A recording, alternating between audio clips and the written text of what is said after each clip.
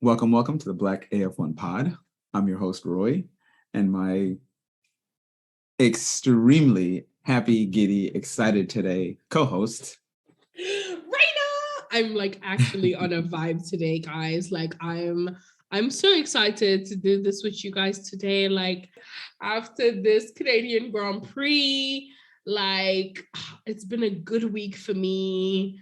My depression kind of took a back burner from everything. It's just been all around a really positive week. Um, I got really good feedback from last week's episode. Like everything has just been so like everything's like kind of ticking into place and clicking and everything's just going so well and I'm just so happy. And Circuit Gilles Villeneuve is like my second favorite circuit, actually no, third favorite circuit on the calendar after Suzuka, babe. Like y'all are not ready for the excitement I'm going to bring when we're recording a Suzuka episode because it's gonna be unreal. I've missed Suzuka so much. Interlagos is my second and Gilles Villeneuve is my third, but obviously we've not been to Suzuka in Canada since the pandemic. So like it's an extra level of excitement being back here where Lewis won his first race and like, I don't know, like the nostalgia, everything's just perfect right now. Literally, like I can literally just hear in my head as this week is that I could just hear if he could do this after 6 races, what could he do in the future? And it's so sweet. It's so sweet. Because obviously, like Lewis's beginning of Lewis's career was like unprecedented, and it's still unprecedented. Nobody's done what he's done.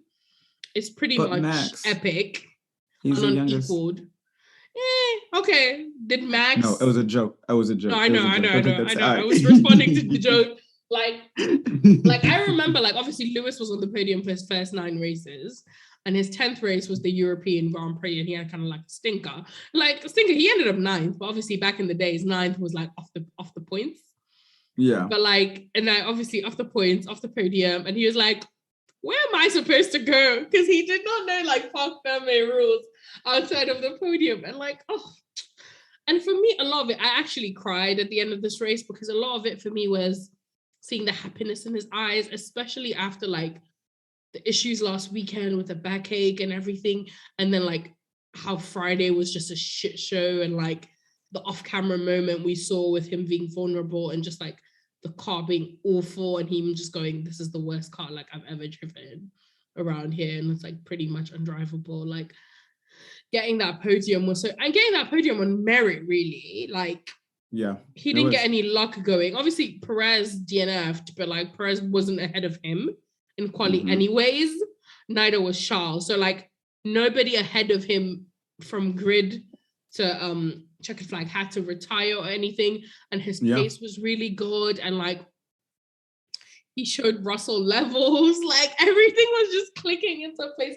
And I know I'm kind of rushing into it, but yeah, I just needed to give those initial thoughts before I like breathe because I'm just so happy.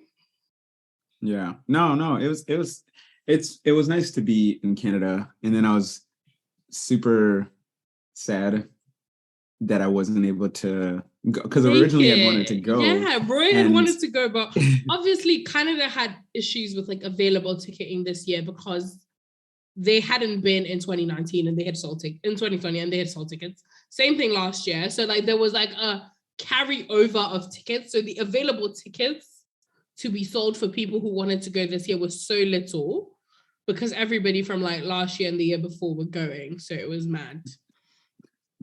And on top of that, like Lewis had a really good weekend. So it was like, it wasn't even like, oh, just missed going to F1 race. It's like, oh, missing Lewis kind of having a really nice charge and getting a podium. Yeah. But no, it was him really overtaking Alonso was like the cherry on top of the thing. I was like, that's my baby. That's my baby. Yeah. So love Lewis so much. Before we get into this race, because it was a very exciting race, there's just one bit of news I want to talk about. And it's not even really a bit of news. We're just gonna kind of poo-poo on him a little bit, and then we're gonna get into it because it was an exciting race. Is just Christian Horner. I must mention this vile person, I think earlier this week he was saying how the FIA shouldn't be changing rules just to help one team, as if for the past how many years he hasn't been directly lobbying for the FIA specifically to hurt whatever innovations that Mercedes had done. And if we even go back to DOS, like it literally directly was like, hey, stop them. They did something really good. And it's not that what Christian Horner was doing before is necessarily wrong or bad, because that's what he's supposed to do. That's literally his job. But him trying to pretend that, oh, FIA can't go around doing this, when A, that's literally what the FIA can do. And then also B, it's what he's always tried to do, just makes him look like a disingenuous dickhead. And I had to say it because I don't like the man. And anyone who ever tries to say that Toto and Christian Horner are the same is either lying or stupid. Yeah, I forgot that happened, to be honest. I was very much irritated with Christian a lot of this weekend, just because I felt like I heard a bit of him a bit too much, because literally every single time, like on the Sky broadcast, they would be like, and now Christian in the garage. I'm like, Jesus Christ, does this man not have an actual job? Why is he always on the broadcast giving his unsolicited opinion that us viewers are really not interested in? I mute like every time. With Red Bull and Horner, I feel like a lot of their personality is rooted in hypocrisy, because they're always very much like, oh, this, like they didn't behave in the exact same way, just like a cough and a breath ago. Like literally, they never. Oh, they're so frustrating. Frustrating. Like it's exhausting. Like having, because it's one thing to have like logical like opponents, and it's another thing to have just like absolutely stupid, ignorant. I don't think there's not a single thing that goes right with Horner and his little crowd and his little posse. No. Like, I'm frustrated. It's very frustrating. Yeah. So I just wanted to mention that and at least make sure he got just a little negative energy, because it's I just don't because for me, again, like if I don't understand, I just don't get people. I don't understand why people will so blatantly and obviously lie and be hypocritical, especially on things that like we have a paper trail. Like it's not like he did this once before. Like you've been on video many times. Okay, FBI person, we have a paper trail. Okay, special like, agent Ringwale on the case. The paper following the paper trail. But yeah, so anywho, so as we going, let's get into some more exciting, the actual action of like Sergio Villeneuve. I feel like Canada races never fail to disappoint. There's always something, even if it's not a lot. Like I wouldn't say this is like the most exciting race, but like I feel like the wet qualifying really helped the race, because a lot of people were like, obviously there was like huge rain like on Saturday.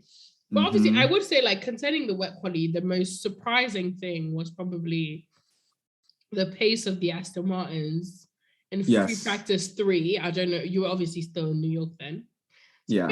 Bro went to New York without me. Oh. It was like that did happen. The pace of Aston Martins in free practice 3 compared to their pace in quali. Like, it was so shocking. Like, obviously on the timeline, I'm like slandering Vettel, but like, it wasn't just Vettel's skill or lack thereof. It was like a genuine like shock of like, where did their pace go? Like, Uncle, what's going on? A little Sasquatch is complaining, what's going on? But no, I think that's like the main thing that happened kind of in quali. Obviously, Zhou out-qualified Bottas. #1U. Okay. He's doing his dang thing. He's doing the dang thing. Why do these commentators call Zhou Zoo? Like Zoo. Like, I don't know, Paul de Resta won, and like, I think Ted don't know how to say his name. They call him Zoo. And I'm like, Who are you talking about? The first time they said it, I was like, who are you talking about? Who's Zoo? That's Who are you weird. talking about? Like, it's so That's odd. Like, isn't that your job as like a broadcaster or whatever, like in this sport, to like, at least learn everybody's name?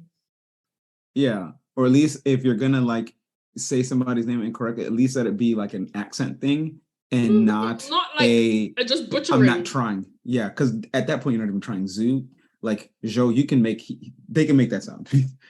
That is not so yeah, no, that's kind of interesting. But yeah, no, Joe, he's been doing the darn thing, Like hasn't he? obviously, like second consecutive race where he's like out qualified Bottas, so that's pretty good for him. Yeah.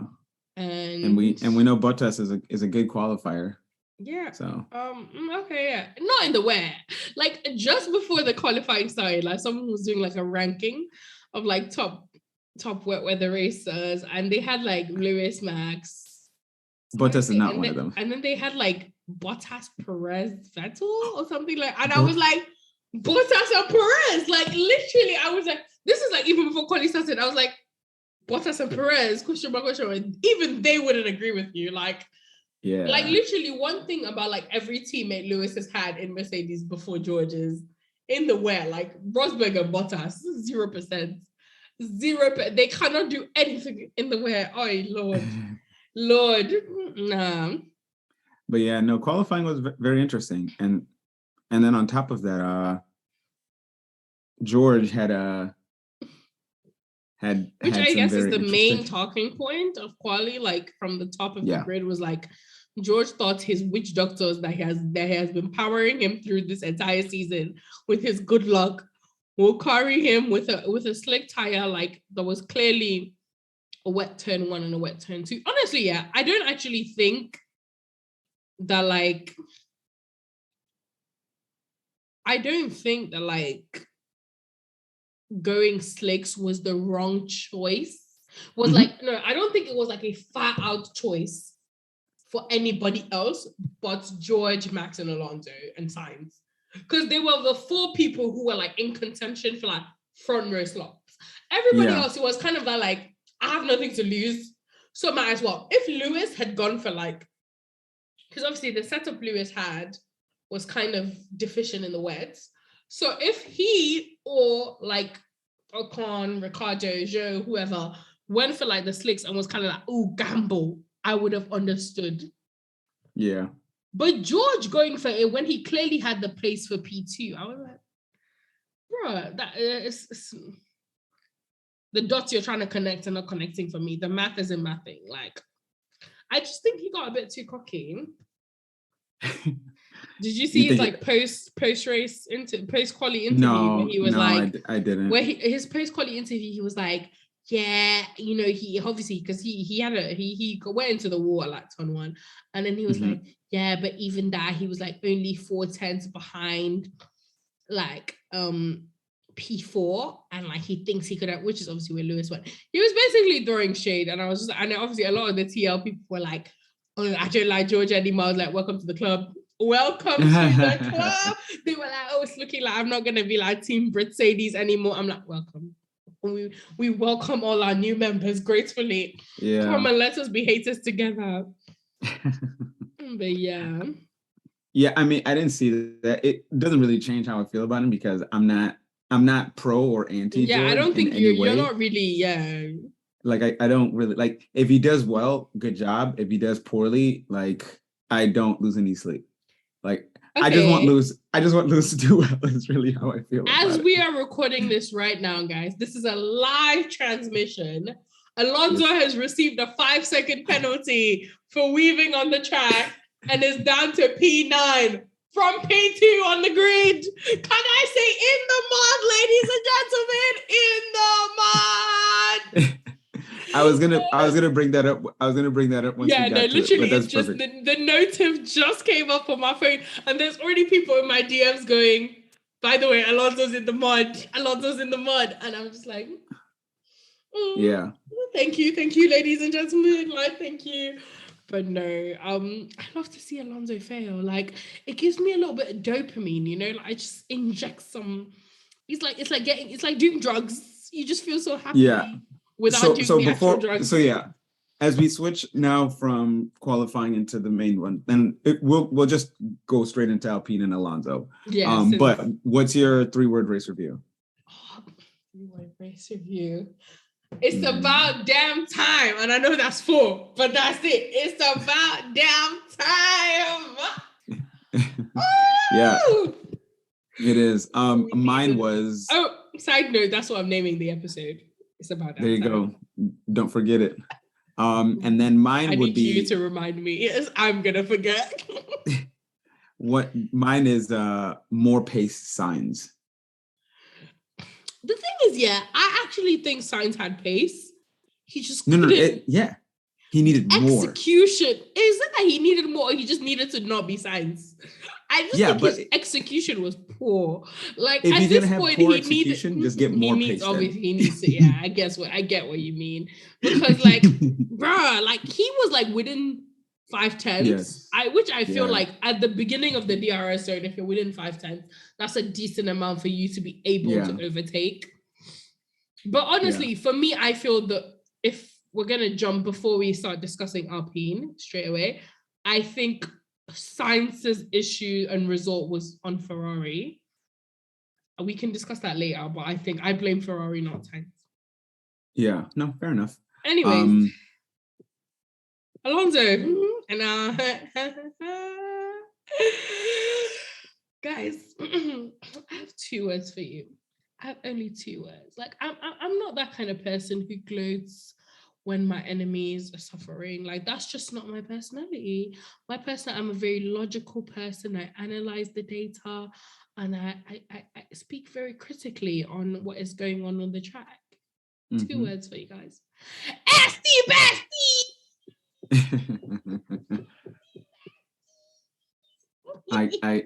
There you are. Bestie. He did good. Once again. Baby. Like, Bestie did good. He did good. Yes, obviously, quali pace. And obviously, I feel like it's a very difficult thing to be able to qualify Alonso because he's a world champion. But the thing about this is like when you have the opportunities, you need to take them. And he's been taking all of them. There has not been an opportunity Esteban has seen. Yes. All of them. Bestie is now having 39 points. I love it. Alonso has 22. And that's like, I think that's before they like shipped today's points even. Yeah. Because this is like a screenshot I took earlier. So is it a time penalty that he got? Got a 5-second time penalty, so that moves him from 7th to 9. He goes behind. He's out of points, right? No, he's still on points. He goes behind the Alfa Romeos, so behind Bottas and Zhou. Okay, and he goes into 9th. They were 8th and 9th. He was 7th. Yeah.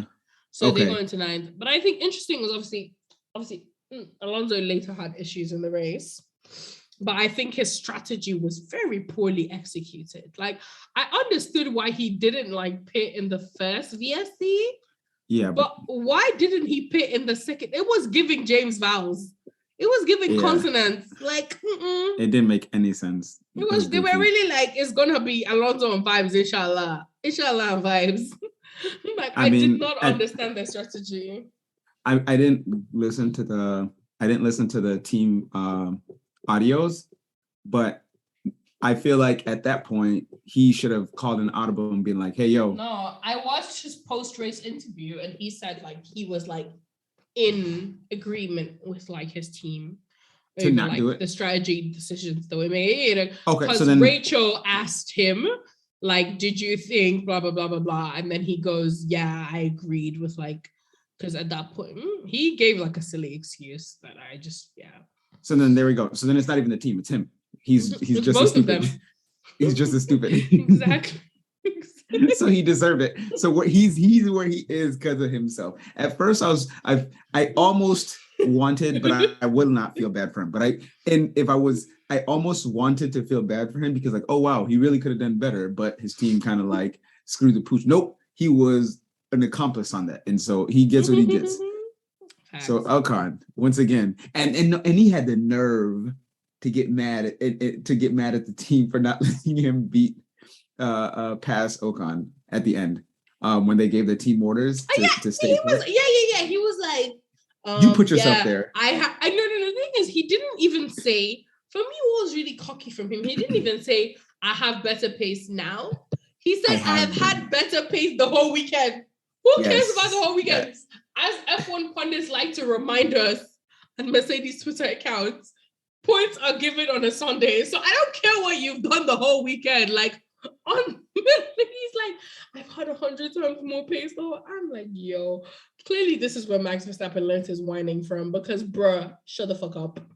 I have no interest in what you have to say. No, it was a good weekend. Alonso somehow continues to screw himself over, and that's great. You love to see it. Yes.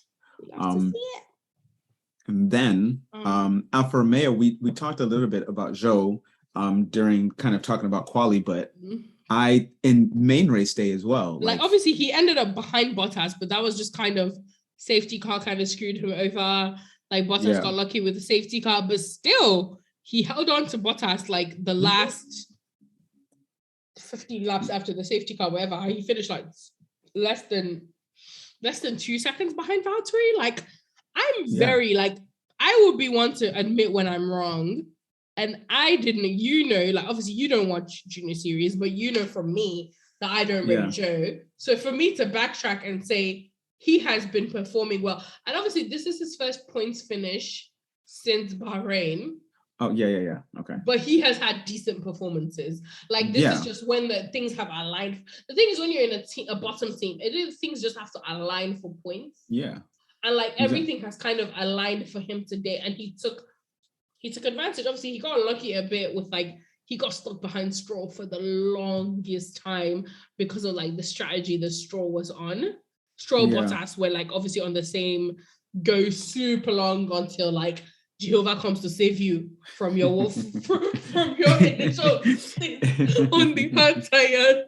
And obviously, but I'm very impressed with the Joe. Like I wasn't a fan of Joe in F2, but I would definitely say Prada Boy has converted me. Yeah, no, he's doing really like genuinely very, very, very well. And the Haas were definitely racier than the Alfa Romeos this weekend. Yes, and he was really fighting with the Haas kind of obviously they bottled the entire weekend. Like I guess if we can move directly into the Haas and what they did, they obviously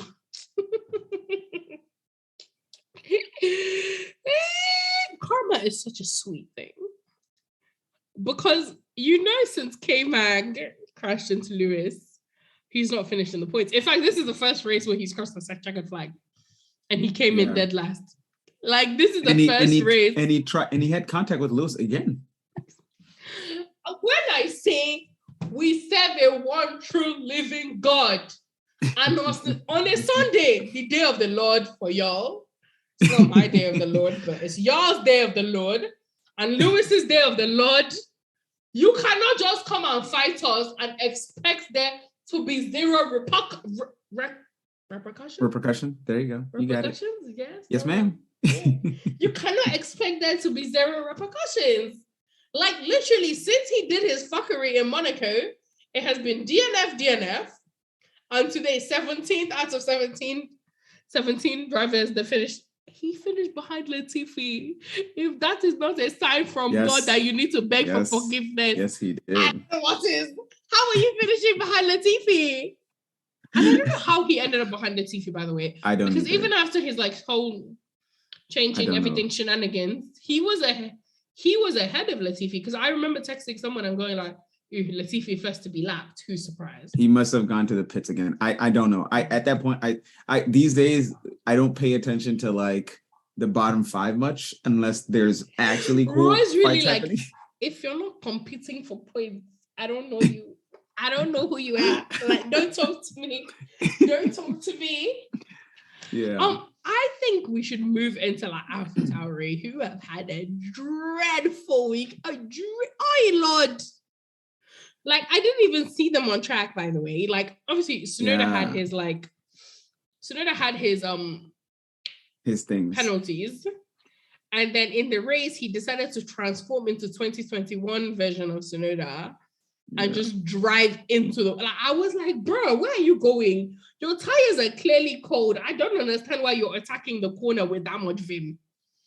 He literally just obviously like, and he wasn't even in danger of being passed by another car. Like nothing he was happening. He was on his own. He had just come out of the pit lane, and I was like, yeah, no car was coming in, and he was just trying to get ahead of him. He just was somewhere else. Like he just completely just missed the ball. That's gonna be a tough conversation. Hopefully the damage looked pretty bad, but hopefully it's not too expensive to fix, because that's one of those things that it's like, hey, crash is gonna happen, but in the cost cap era, like you can't be doing obviously that. like Mick is not crashing anymore because Gunther has won him. So now he's just driving uber slow because he's just kind of like that happened with Mazepin last year. After he had like a shitty couple of races in the beginning of the season, and like Gunther was like, yo, get your shit together. He just started driving extremely slow. So that like yeah. I mean, that's the thing. Like, we don't rate Mazepin highly, but as Reina has told me from his time in F2, Mazepin was never an excellent driver, but he definitely wasn't like absolutely talentless. So coming into F1, because of his very, very, and I put it very mildly, poor life choices, he came in as a very hated person. He had no confidence, and his initial bad performances further continue to kill that confidence to the point where he just can't perform anymore, right? And that I feel like Mick, since he has a full support, and I mean, also Mazepin had no support from his team, but since Mick has full support of his team, like we see moments where he has some, I almost said greatness, some really good performances. I know, right? Exactly. Those eyes tell everything. That's why I had to stop myself. I took it back. We see moments where Mick has some moments of really good performance, but then it also disappears just as quickly as it comes. It's not consistent enough for a Formula One driver. It's not even consistent is even a too strong word, you know. So good. I mean, he's learning. K-Mag is putting it to him. I don't know. Again, I don't know if K-Mag is probably the best type of teacher, because K-Mag is honestly just a mongoose. He just attacks and attacks and attacks. And I feel like after Spain, when he got knocked out, and did he get a penalty? He didn't get a penalty out of that, right? They ignored that. Yeah, they ignored it. The thing with Lewis? Spain. Yeah, they ignored it. Nothing happened. Nothing came of it. I did, not that I remember, so feel free to correct us, but I definitely don't remember. So I feel like he's still being his overly aggressive self, but I think he's also realized, hey, if I have contact and I'm out of the race, like that's a waste of my weekend. So I feel like, especially and Lewis did really well to not in that moment. Lewis didn't back down in the slightest. He gave him no room to for his effery. So it was interesting, but I don't know. Haas is they have a not terrible car. They have one driver who doesn't have the talent and the other driver who's overly aggressive, and so is not doing anything with the talent. How like Mick's performance yesterday in the quali was greatness, blah blah blah blah blah, and then they went on to say how like we're like overrating Zhou's performance, and I'm like, Zhou qualified his teammate Bottas, who's like a multi-race winner. Like, fair enough, like Bottas doesn't really do well in the wet. Yeah. But still, he did it. And Mick was still behind K-Mag, by the way, in quali. Like, he was like 5/10 behind K-Mag, and I'm like, yeah. The math isn't mathic. At all. Isn't mathic. Anyways, we obviously got distracted, but like Gasly had an absolutely dreadful weekend. He like obviously qualified 16th, and then off the starting line lost 2 places and ended up like 8. No. He lost 2 places. Ended up 18th ahead of Tsunoda and Latifi. And I'm just like, bro, what's going on with you? What's going on with you? I forgot AlphaTauri was even a team today. Like when you mentioned them for this race review, I was like, oh, I forgot they were a team. When you mentioned them, I really thought, were they at this race? And then you said Tsunoda. I was like, oh yeah, I did see Tsunoda. But Pierre Gasly, Obviously, he ended up retiring, no? I Oh, no. Apparently, he ended up finishing the race in 14th. Sorry. Oops. Wow, imagine. Oops. Yeah, no, he just, I mean, he had a dreadful weekend, and even worse, it was forgettable. I mean, I guess to a certain extent, being forgettable is better than dreadful, but like being remembered for your chaos. Exactly. Like Pierre Gasly had a forgettable weekend. Tsunoda had a dreadful weekend that will not be shortly forgotten. This is definitely something they're going to bring up again multiple times. I will bring it up. Like, Not, I volunteer as tributes. Like they're gonna always bring it up at some point. Because even like because when he did that, I immediately thought of when George was I forget what, maybe it was Hungary when he was like swerving and the track kind of dipped down and he went into the wall, right? And he didn't live that down for a while. The announcers continued to bring that up for. I don't understand, because it's not with the announcers. The fact that people have let George live down, the fact that in Imola 2020 he crashed under the safety car. If we had a bleep button, I would say my full name right now. We would never let him live it down. How are you crashing under? That's Grosjean level bullshit, because you know Grosjean's done it as well. Yes. I was actually going to bring him up next because he did it in Baku. Unacceptable behavior. Oh Lord. But no, AlphaTauri, obviously their weekend was a 0. Yeah. Okay. Aston Martin, who we kind of discussed at the beginning of the hour, but like they need a whole last podcast dedicated to what happened to their pace. I mean, you could that would be a one-woman podcast because I'm not talking. Not from me. Oh no. Sorry, I don't have that time. Not from me. Like just in general, like someone needs to do a whole last podcast episode explaining what happened to their pace. Yeah, they started off. Yeah, it's been interesting. Interesting? Yeah? Okay. Apparently, obviously, Vettel is one of the best wet weather drivers of our generation. Really? Apparently. Like, okay, can you list you, Roy, as like I guess I would call you a rookie fan.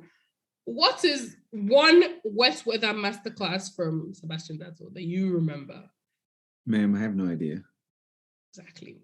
Because the only one I know is Monza 2008.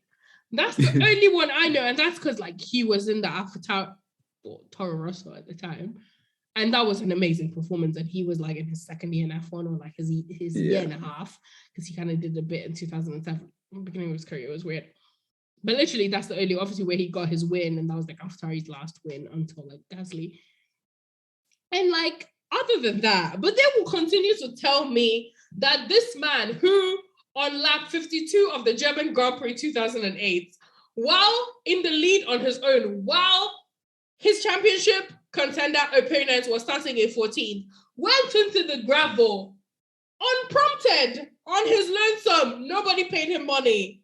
That is a wet weather driver of our generation. Somebody that this is your first chance to secure a championship since you had no wife and no children. And that's what you do. And you want me to take you seriously as a wet weather driver of our generation? Oh, Lord. God forbid, could not be my goat. Could not be Lewis, Carl, Davison, Hamilton, Labalassier. I know I butchered that. Don't remind me. But I mean, that's all. Obviously, Stroll, it was his home race. He did actually. Stroll drove a really good race. Yeah, he had a good race, and he beat Vettel, so there's that too. Your 4-time World Championship teammate, you beat him. That's I think Stroll was 12th, if I remember correctly. Obviously, Stroll went with the strategy of like the one. No, I lied. Stroll was 10th. Super long. He was 10th. No, he was 10th, obviously, but he went with like the super long strategy of like going really long on the hards and then waiting until whatever luck came your way and then pitting. But what surprised me was the strategy Vettel was on, because he started on hards and he pitted after like 8 laps for new sets of hards. I don't know what's going on in that Aston Martin team, but Lance Stroll needs to flog some. Sorry, not Lance. Lawrence Stroll needs to flog some people. Not you supporting a billionaire. No, yeah, exactly. I don't even like them, but Lawrence needs to flog a couple of people to get their shit together. If you're gonna be a billionaire, at least invest your money in the right things. That's Aston true. Martin is clearly not the right thing. I mean, he was all that money he spent. I just don't know how. I don't know how they recover. The Mercedes PU isn't the best, obviously, It's and average. their aero isn't very good either. And in this new kind of like regulatory like time of F1, like it's gonna be if you start off on the back foot, you're almost guaranteed. You're almost guaranteed to be on the back foot. So I don't know. We'll see. It'll be interesting. But as I said before, I'm not really paying attention to a lot of the bottom feeders, not because I mean, not it is because I just don't find it interesting. I'll pay attention when they're having interesting battles where they're coming back and forth, but for the most part, watching Williams Did you say or bottom Haas, feeders? yeah, I mean, like last year, were you concerned with how Haas was doing? Like, no. Were you concerned with how Williams is doing? I was paying a decent. Oh, maybe. I'm a Formula One fan. I mean, I am too, but like I know myself and oh my gosh, I know my energies, and I have to. Y'all, she's drinking water and completely spilled out herself. It was so funny. No, but yeah. So I mean, it's not even that. I don't have. I can't find it interesting. I will pay just enough attention overall in this season, but like race by race, like I don't have that interest. And other people like you who are way more intelligent and have real time in this sport, like I know you care about all of the different levels, like go for it. But for me, I focus my energies on the people I like, Lewis, and the people he's trying to beat. That's fine. That's actually fine. Like honestly, not everybody can be addicted to motor racing like me. It's just, it's normal. I would like to take this commercial break to remind you guys that Fabio Quartararo is doing a brilliant job in MotoGP with that Yamaha bike that is basically a dud. The Ducati is the better bike, and yet this man is dominating the championship and rode an absolutely brilliant race today. Fabio for the win! Back-to-back championships for El Diablo. Inshallah, fingers crossed. If Lewis can't do it this year, we gotta go with Fabio, guys. Hashtag El Diablo. There we go. Hashtag El Diablo. We can go back to. You need to actually. I feel like you would enjoy MotoGP. You would. I don't know how to watch it. If I could, I'll send you a link. All right, send me a link. If you tell me when the races are going on, yeah, I'll watch. Okay. I'll watch races. No, I don't. You'll be sleeping. I'll have to find you a rewatch link because they're usually like 4 p.m. for me, which is like 7 a.m. for you. Yeah. If it's 7 a.m., it's fine. Yeah. Are they like 2 hour? Are they like 2 hour races? No, they're like 30 laps. So usually just an hour, maybe. Oh, an hour. Okay. An hour, maybe more. If it's 7, I can probably. Yeah, they don't go 7 or nowhere near close to 2 hours. They're definitely shorter than F1 races. 7 or 8 a.m. I can do because I just watch it like when I was hoping it was 2 because then even if I miss the first half, I can definitely catch the later half. Yeah. Okay. No, I will see if they do like a rewatch, like a redo, and then I would like find that link for you. Okay. But yeah, MotoGP is really fun because you kind of feel, especially when they show the onboards, you kind of feel like you're falling over with them. Because obviously they don't have like the car around them or anything, and like they're so close, and like at the braking zones they kind of tip, and their knees are basically grazing the track. It's brilliant. It's the adrenaline rush. One of my close friends was doing some like some amateur bike racing. Varun obviously does bike racing. Yeah, like he had stuff. Varun's amazing. He had a race bike. He had a race bike, and he'd always wanted to do like a MotoGP thing like that. So he had a proper race bike, and he wasn't actual like racing series. But I think he recently just sold it. If I find photos of it, I'll send it to you. I never got a chance to go watch him race. But anyway, back to the back. Get that? The back of the grid. Anyway, anyways, I feel like we should move on to obviously our favorite team. Yeah. Me and you are in agreement of this. Yes, probably ma'am. the greatest team in Formula One history. Oh, McLaren. Lord Jesus. Yes. How did our babes McLaren do this weekend? I mean, I don't. Norris really got the bad end of that stick. Oh Lord, cackles in black female. Yeah, Norris. The Norris, thing is, I know, Norris had an absolutely dreadful weekend, and Ricciardo still couldn't finish in the points, which is for me the funniest part of this weekend because everybody has been harping on about how Ricciardo has been doing so much better, but he's bad? Still, question mark. His back apostrophe in parentheses not. I mean, as long as he's doing better, I don't care for the man. I just don't want him to be like poo-poo. Even if they release him, I'd rather he goes on I was getting better. I just needed more time, little timeline that he can like believe in himself because man's been stuck in the mud. I mean, I feel like the mud he's been in has already frozen. He's not coming out. It's quicksand at this point. So, but yeah, I mean, he got 11. I saw this what was it? I think I saw this thing that was like, oh, Ricciardo is doing so much better, blah blah blah. See him finally embarrassing Norris, and then obviously he does this. Ricciardo fans are delusional. That's all I have to say. Embarrassing Norris. He's not embarrassing Norris. It was like one race where he all qualified, like he's embarrassing Norris. Oh, Lord. And even in that race that he beat Norris, it wasn't like he actually like Norris is right next to you. He was behind you. Wait, no, Ricciardo and yeah, like exactly. The last, he was like right behind him. He was right there. That's not an embarrassment. And the team basically gave orders. I mean, I generally agreed with the orders, but like it wasn't like he embarrassed Norris and Norris walked away defeated with his tail between his legs. Like no, Norris was like trying to be a little like cretin, trying to pass you. And then this weekend, obviously Norris he got very unlucky with that pit stop. But yeah, no, that's pretty funny. But I mean, Daniel Ricciardo, he didn't race terrible, which is sad that is a single time on the track. Like I'm not gonna lie. Obviously the McLaren had not also this whole like I'll qualify Norris and like I'll race Norris this weekend. Norris was obviously on like having engine issues in quali, so switched to a slower engine in the race. And still Ricciardo finished outside the points. And still the only reason why Norris was there was because he got a horrible pit stop. He probably still would have been behind him. Oh my God.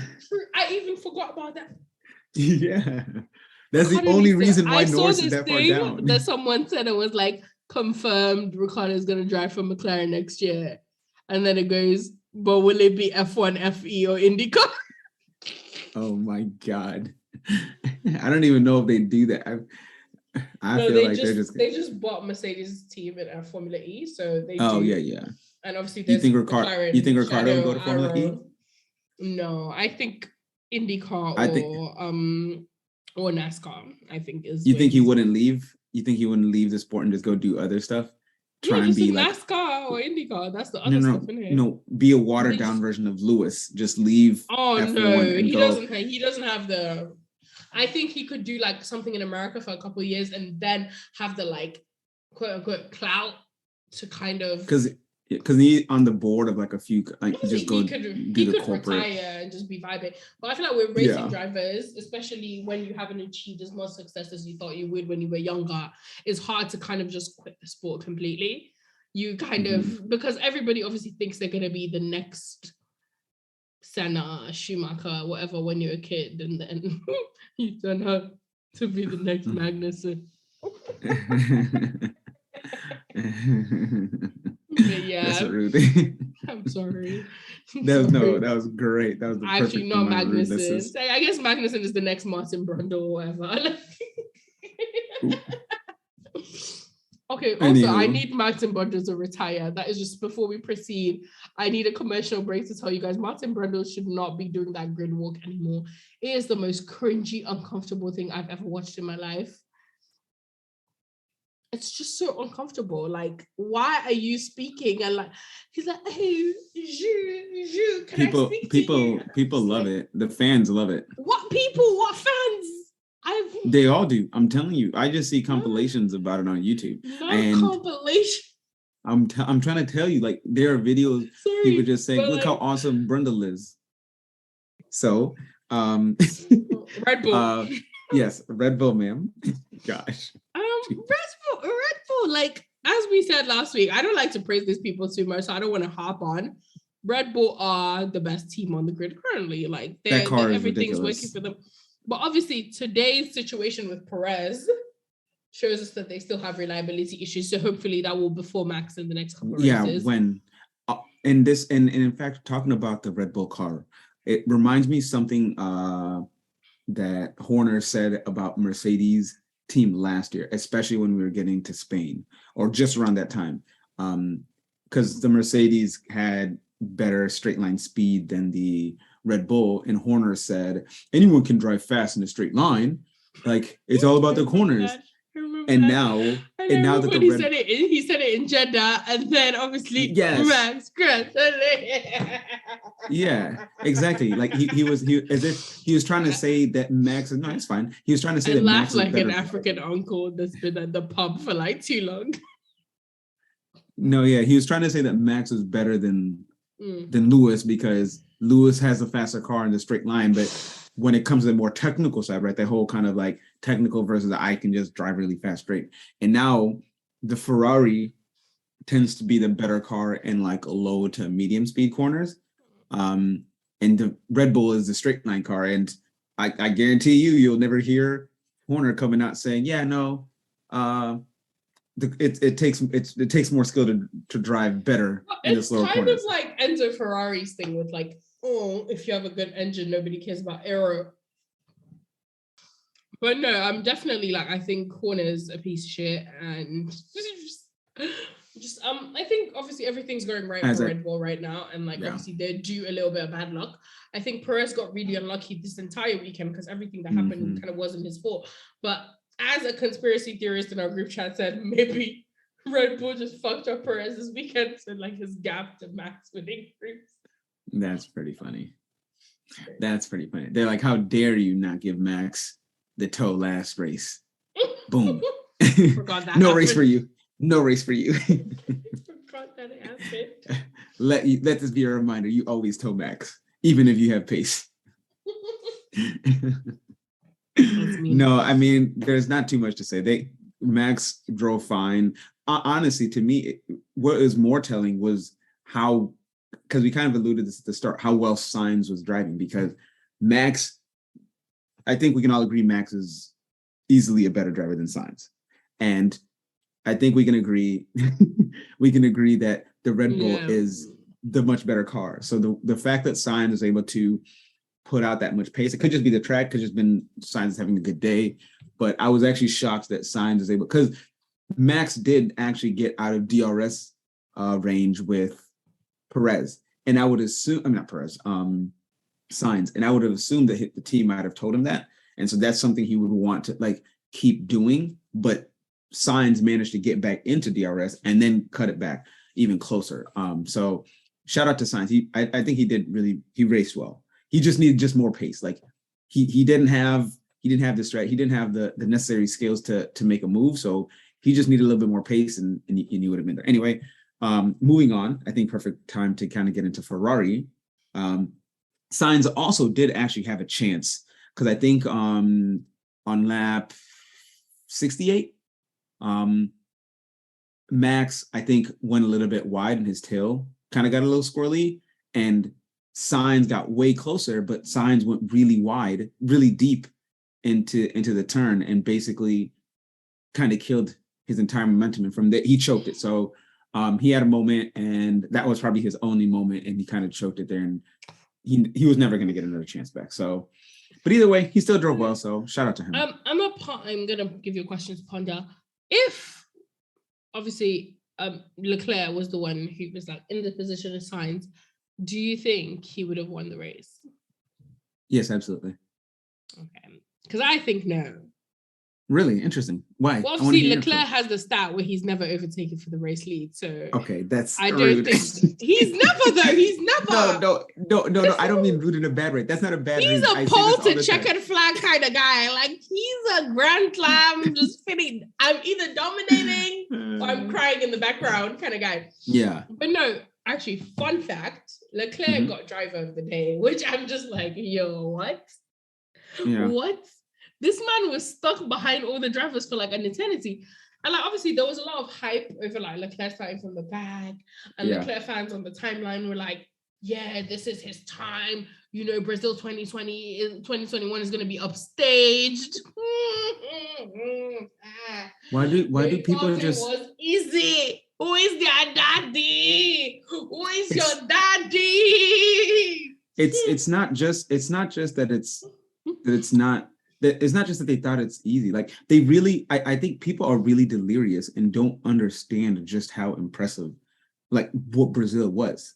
Like Brazil and probably Qatar last year were probably two of Lewis's just most dominant races where the pace he had far exceeded the car that he had.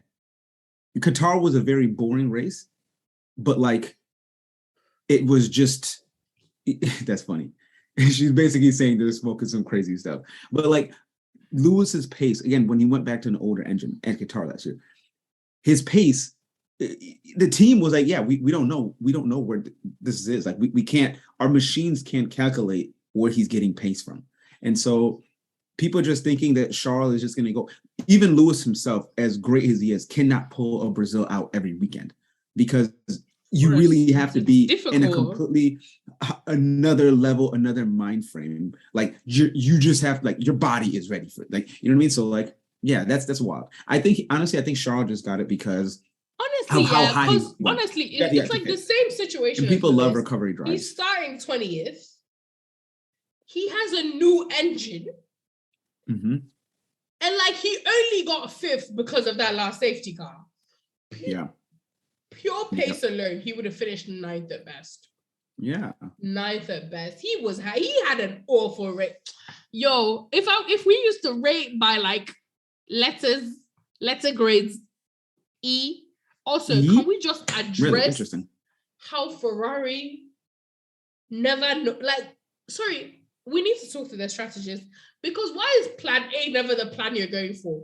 I have never heard them on the radio go, yeah, we're going plan A, plan B. It's always D, E, F, Z. They don't know A and B in their alphabet. It's always, yeah, Sha, we're going to go plan D. What has gone wrong? Because this is not even a crazy race like that. What has gone wrong? What exactly was your plan A then? Like, you got to ask, like, what was your plan A?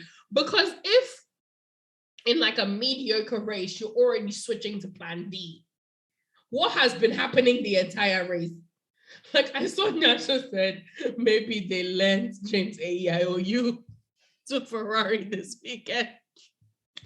But on a seriousness, like Ferrari has always been like all for a strategy. I remember when Vettel and Hamilton used to be in championship fight, they would gift away races to Lewis. They would just be like, here's your red carpet, Lewis. You can't climb up to the podium, top step. No, Ferrari a mess. They're a fucking mess. And like if you hate Red Bull, like you should hate Ferrari right now because they're in no condition to win the championship. In zero condition. I don't know what they're doing. I mean, it's a long season. Red Bull cars can fail more and they can just bring upgrades that make them better. But as things stand, they're not going to win, not because they don't have the talent, but because they're just squandering everything. Like Red Bull is another team. Like the same way Esteban is maximizing on every single opportunity he's getting, Red Bull are doing the exact same thing. Like they're not dropping the ball at any point. Any misfortune that happens to them, that's it.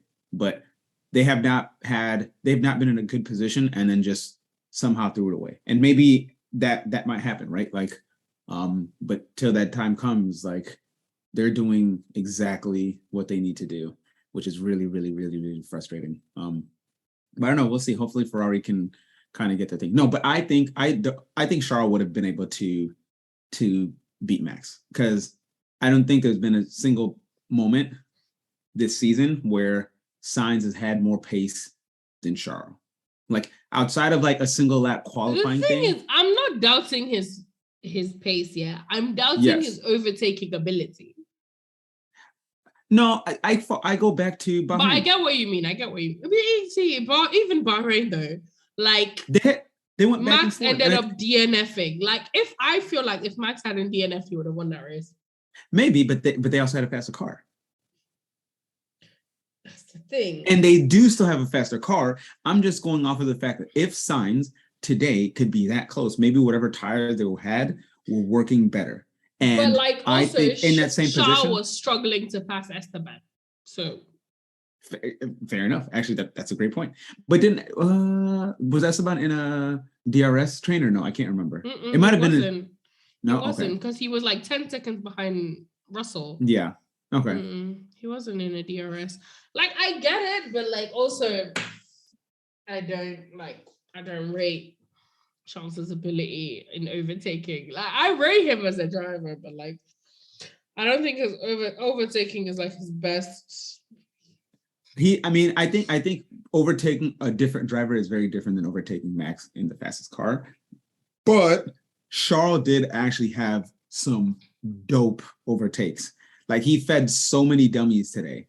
Like actual, and don't forget, even back in Bahrain, Charles basically was on the TV talking about how he was just feeding Max dummies and Masters kept biting the bullet.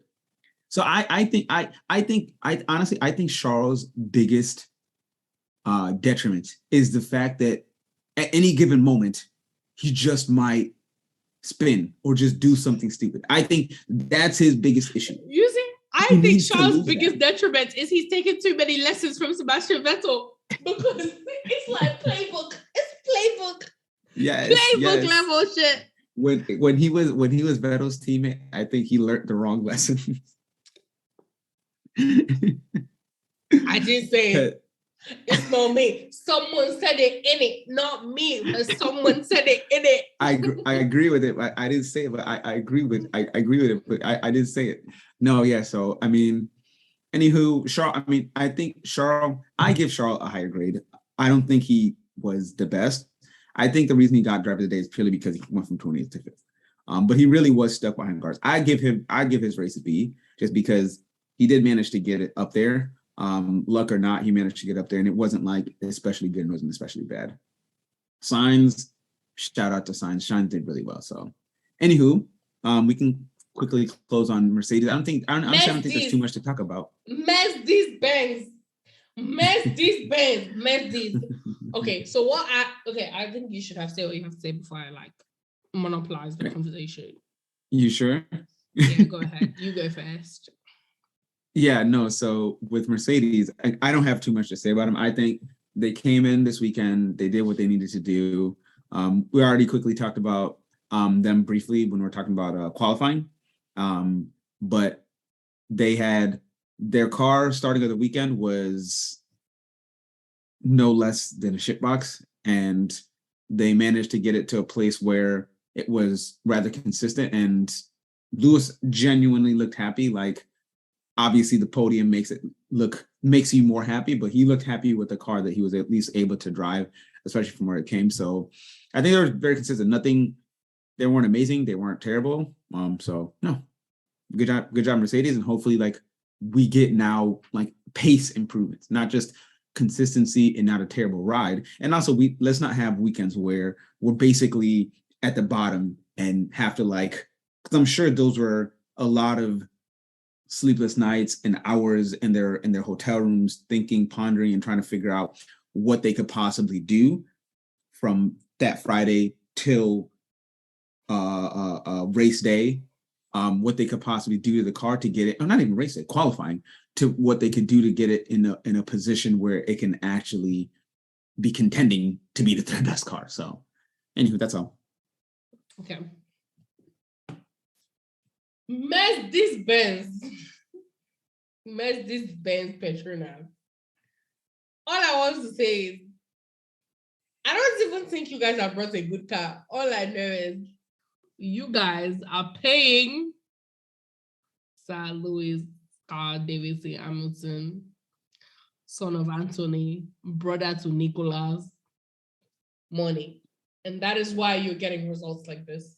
Yes. Because Ruiz is sacrificing so much to improve the development of this car, allowing that fraudulent public robots to be getting that his fraudulent stat of top 5 in every race this season. That's all Lewis. That's all Lewis. Lewis is the reason. Yep.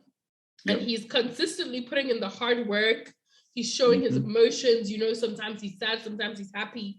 He's going through the ringer just so you guys have a good car. And the least you can do every weekend is to deliver performances like this weekend. Like, if his setup is going to be a bad setup, like if he's going to just be going in with like a negative, just a detriment from the beginning of the weekend to the end, the least you can do is have his pit stops be on point, have his strategies be on point.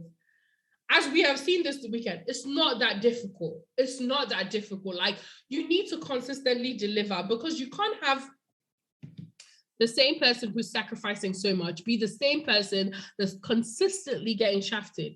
And today, I'm very convinced if George had not come on the radio and been like, oh, guys, like, I don't think my tires, are we sure my tires are going to make it? They would have left him out and he would have ended up ahead of Lewis.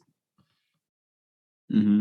Like, they consistently just make decisions that, like, just make no sense.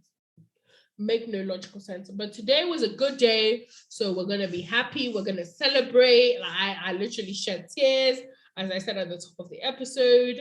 And I just think we need to continue pressing their necks and delivering consistency. We can't just accept mediocrity.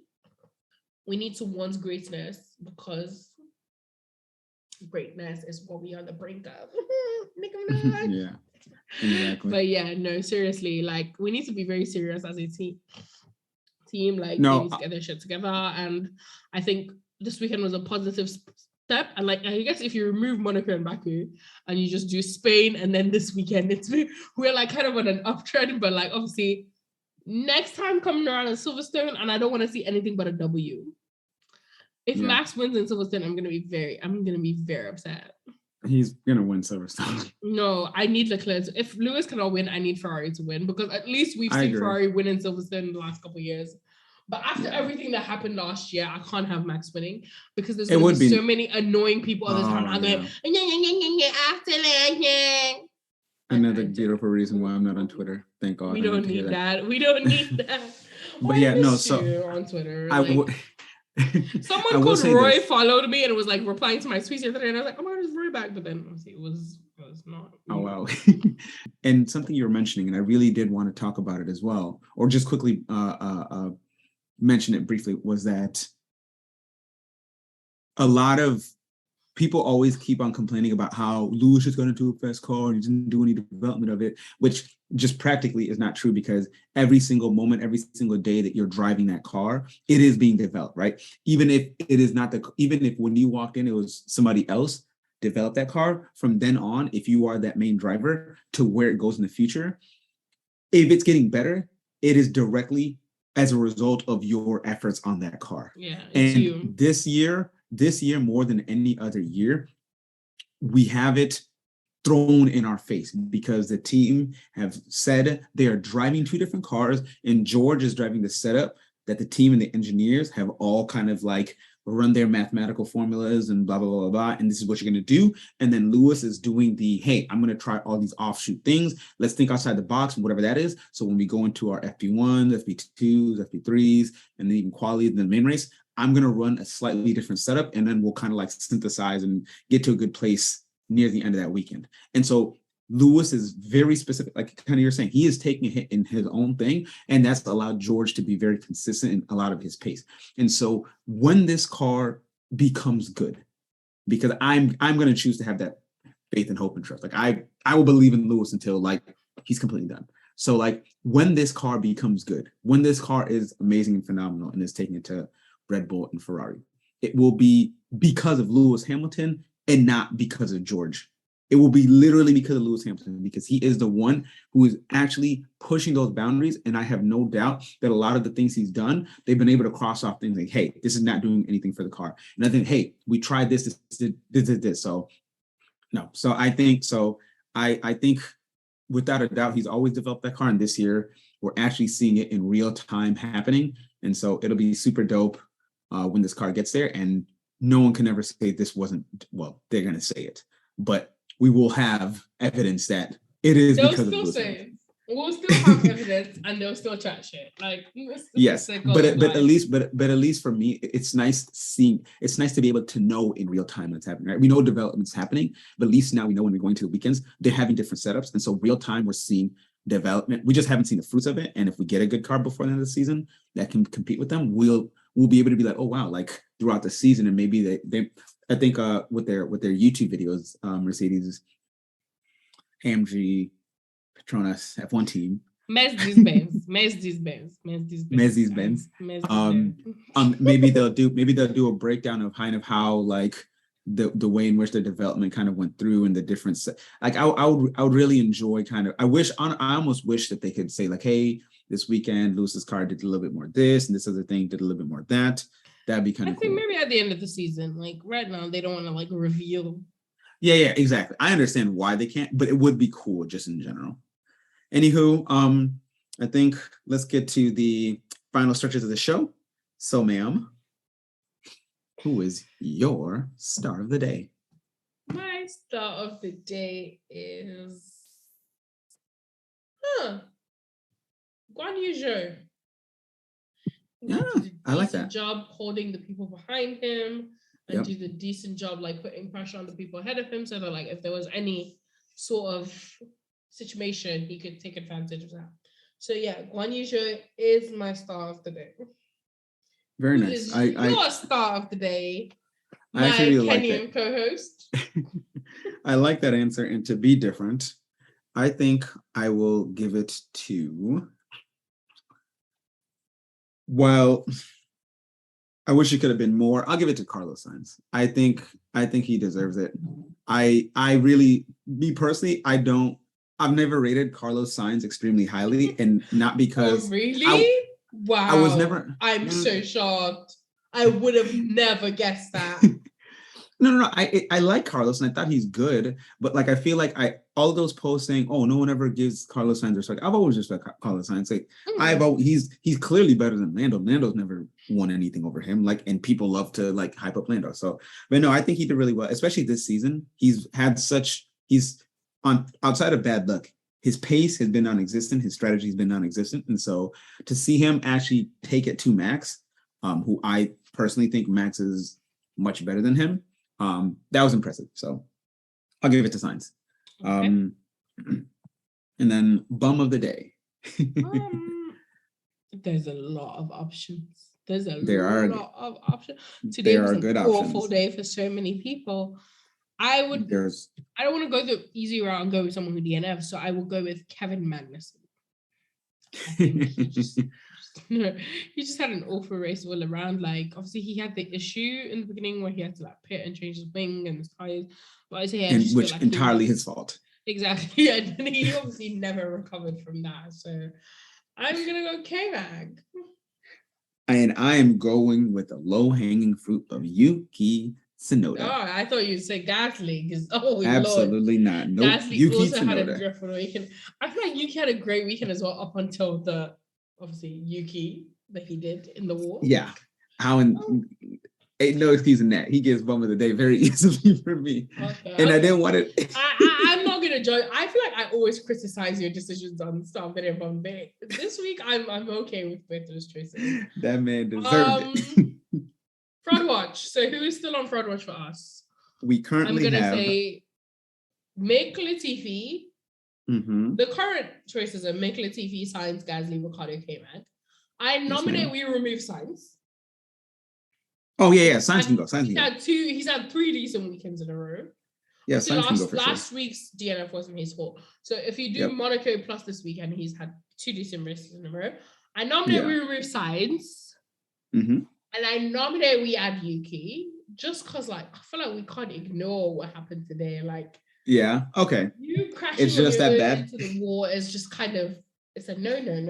Like it's not Yeah. even even if it's an incident that's your fault, that's better because like it involves somebody else. But you crashing into the wall on your own, it's a no. Like it's unacceptable. The way Gasly is on here because of how he held up Lewis that one race, that absolutely That was you, pissed by me the off. way. I'm gonna point out that that was Roy. Roy, that race was just like, I don't like Gasly anymore. I'm not supporting him. It's not my guy. Obviously, this weekend he had a dreadful race. That's why I just like we leave him in. So our Yeah. current official Black AF1 fraud watch list is Son of Seven, obviously Mick Canadian fraud, Latifi, Latifi. Gasly, Ricardo, K-Mag, and Yuki. Obviously, K-Mag's also here because of when he crashed out Lewis. The fact that Yeah. Esty Besty's not here from his tango with Lewis in Monaco and Baku is a miracle. Or was it Monaco? Monaco. It's a Yeah. miracle because we're out here like if you touch Lewis, you're on fraud watch. Yeah. Honestly, like we really gave him a huge pass. I feel like it's because Lewis Because like we was love nice. him like that. No, we love him Yeah. like that though. We love Esty It was like Besty. it's okay, SD. He needed to get his gloves out and a little fight a little bit. But I feel like 90% of the time he moves over anyway. What So is your star of the week / moment of the week? So I've there was something happened this week that it completely slipped my mind, and I've been trying to remember it. So if I do, I'll have one. But when I do remember it, I'm going to mention it next week on that podcast. Mm-hmm. Something happened. I remember I was just living my life, and when somebody did something just really wonderful and nice, and when it happened, I immediately thought of the podcast. Oh, this is gonna be my star of the week, and I forgot to write it down.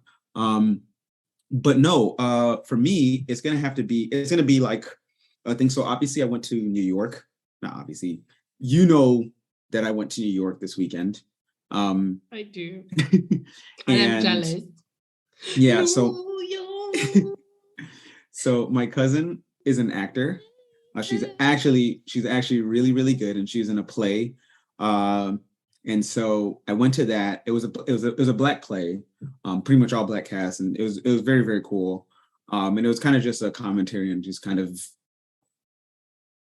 blackness, especially kind of like in a setting of a school. But more to the point, right? It was great. I think she was telling us when you come, like it's okay, you can be ignorant, you can laugh, like just be loud, do whatever. So it was a really fun, enjoyable time. Because I'd never seen her act. She went to school with my sister, grad school with my sister. And so I'd never seen her act. I think my sister's seen her, and it was great.